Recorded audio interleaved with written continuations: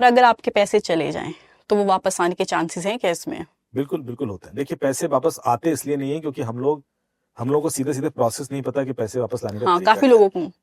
और जब तक वो प्रोसेस पता करते हैं तब तक बहुत देर हो चुकी होती है, तब तक पैसा देश के बाहर जा चुका होता है। अच्छा, इसकी ड्यूरेशन होती है कि इतने टाइम पे आपको कंप्लेंट करनी है? जो भी है आप 1-1.5 घंटे के अंदर कर दोगे तो आपका पैसा 80-90% चांसेस है कि वापस आ जाएगा।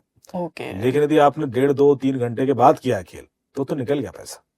फिर तो वो इतनी तेजी से निकलता है, क्योंकि वही मैं कह रहा हूँ, एक सिस्टम है इनका, जिसमें एक सिस्टम है जो इनको डेटा दे रहा है, एक सिस्टम है जो इंफ्रास्ट्रक्चर दे रहा है, एक सिस्टम है जो ये पैसा मूव कर रहा है बाहर, कि जब अकाउंट में पैसा आएगा तो कैसे पैसा देश के बाहर ले जाना है, विड्रॉ करना है, कैश विड्रॉ करना है।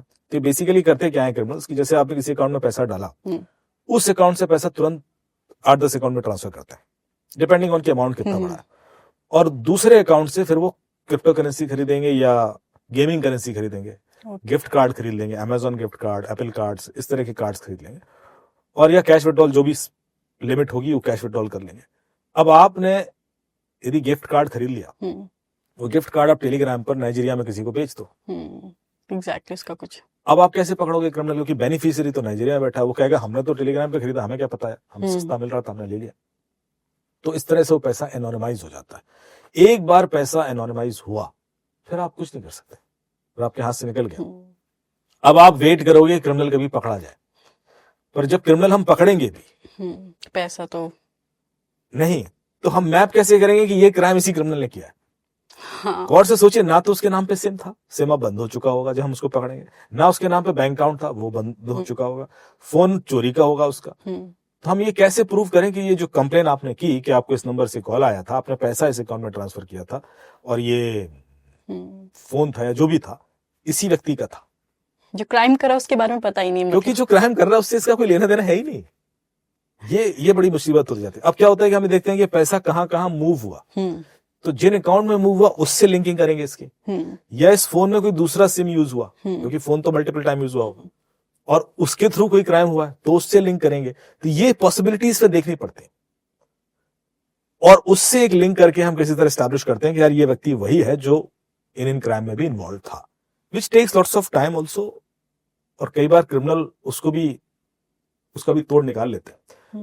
तो इसलिए प्रोसिक्यूशन आपने देखा होगा बहुत कम है। हम अरेस्ट भी कर लेना तब भी वो बेल पे छूट जाते हैं, और उसके बाद 1-2 महीने बाद फिर से ऑपरेट करना शुरू कर देते हैं। ये एक बहुत बड़ा डिटरेंट है।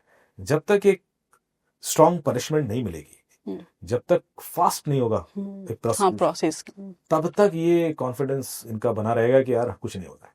मेरे ख्याल से वो तोड़ना इस वक्त बहुत बड़ी प्रायोरिटी है।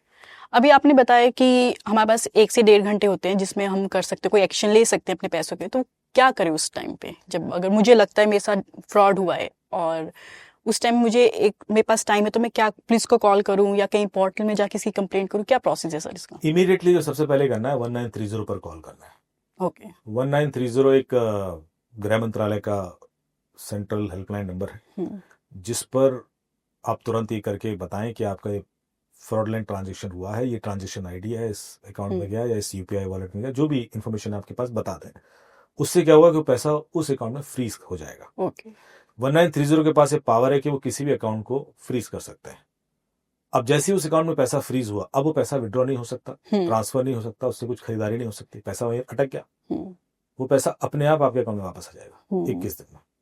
ये सबसे पहले करना है आपने। यदि आपने सामने वाले अकाउंट में पैसा फ्रीज करवा दिया तो आपका पैसा कहीं नहीं जाएगा, वापस ही आएगा। क्यों? क्योंकि जैसे आप डिस्प्यूट रेज करते हो, उस सामने वाले अकाउंट होल्डर को एक नोटिस जाता है कि आप इस ट्रांजेक्शन पर डिस्प्यूट रेज हो गया, बताइए क्यों आया था पैसा।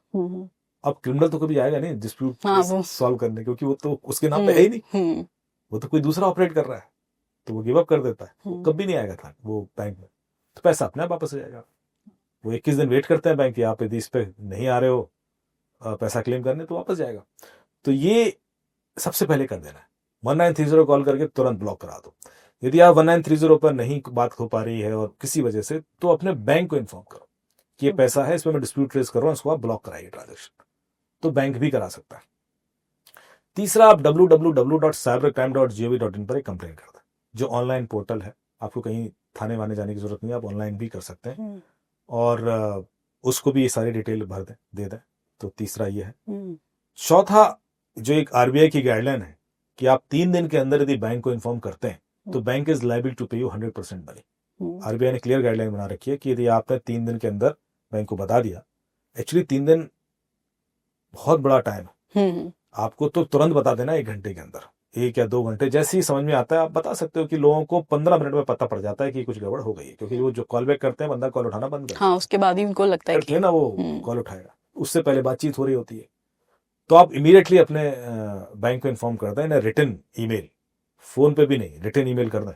फोन पे चाहे फोन पे भी करें, लेकिन आपके पास एक एविडेंस होना चाहिए कि मैंने इन्फॉर्म कर दिया था और ये देखिए, और चाहे तो आप बैंक में जाके एक फिजिकल कॉपी भी दे आए और उसकी एक साइन कॉपी अपने पास रख लें, रिसीविंग, ये प्रोसेस कर लें, क्योंकि इससे आपको आरबीआई की गाइडलाइन के हिसाब से बैंक की लायबिलिटी प्रूव करके पैसा वापस लाने में मदद मिलेगी। अब इसमें एक कैच है इस लॉ में, तो आरबीआई ने गाइडलाइन तो बना दी, पर आरबीआई ने कहा कि जिसकी गलती उसकी लायबिलिटी। जब आपने बैंक को इन्फॉर्म किया कि गलती आपकी है ही नहीं, तो बैंक पूरा पैसा वापस कर देगा। जैसे कि आपका क्रेडिट कार्ड था और आपकी जेब में है, या डेबिट कार्ड है और खरीदारी श्रीलंका में हो गई कहीं, और या कोलकाता के एटीएम से पैसे निकल गए, तो गलती आपकी कैसे हो सकती है? कार्ड तो आपके पास है और पैसा कलकत्ता और वहां निकला हुआ है।